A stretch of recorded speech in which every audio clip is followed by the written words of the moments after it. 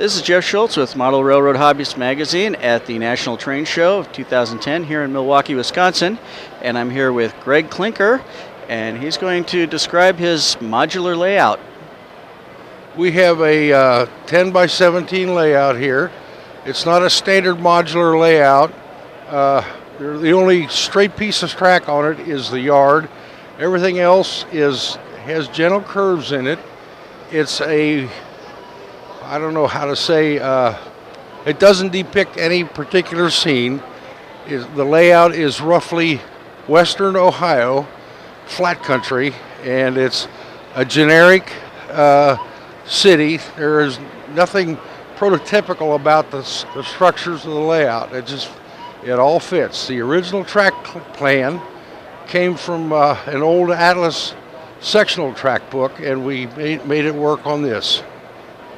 And I see a couple of plaques located around the edges of the layout. Can you explain those?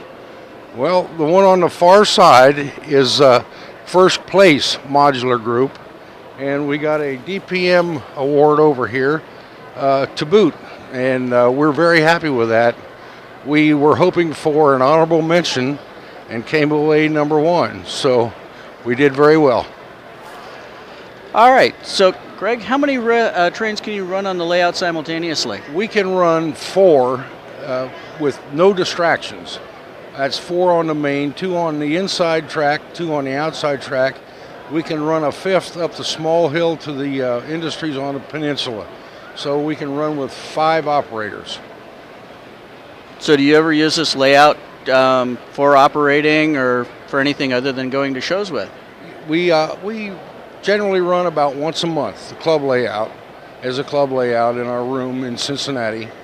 And of course, we like to take it to shows, and we have a lot of fun doing it.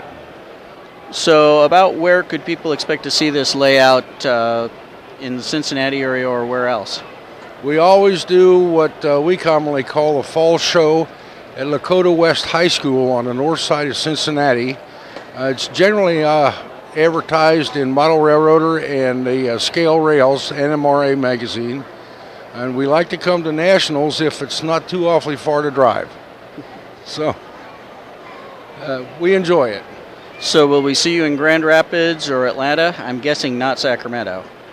We aren't going to Sacramento. We're going to Grand Rapids. Atlanta is kind of iffy, and found out this morning that there's going to be one in Cleveland in 2014, I believe it is, and we'll be there. All right. Anything else about the layout you'd like to say? No, it's been fun to build and operate, and we really enjoy it, and we're very proud of it. Okay, fun to build. How long did it take you to build the layout? We took our time. We were probably at it for a good 3 years. We wanted to get it right.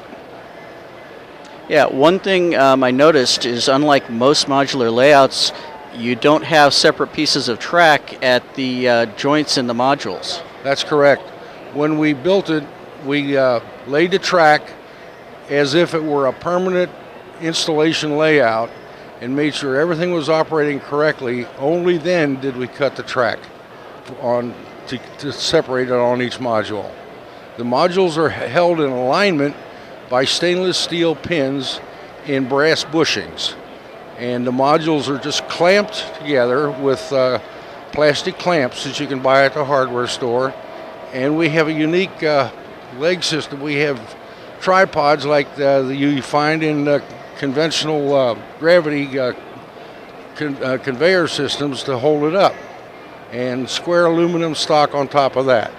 And the layout itself just sits on it. It's not bolted together. And it's simple. We can take it out of the trailer and have it up and running in about 2 hours.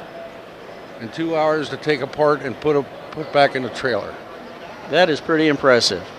All right. Well, thank you for the interview. Well, thanks for having me. All right. All right. Jeff Shultz with Model Railroad Hobbyist Magazine here at the 2010 National Train Show in Milwaukee, Wisconsin. Thank you.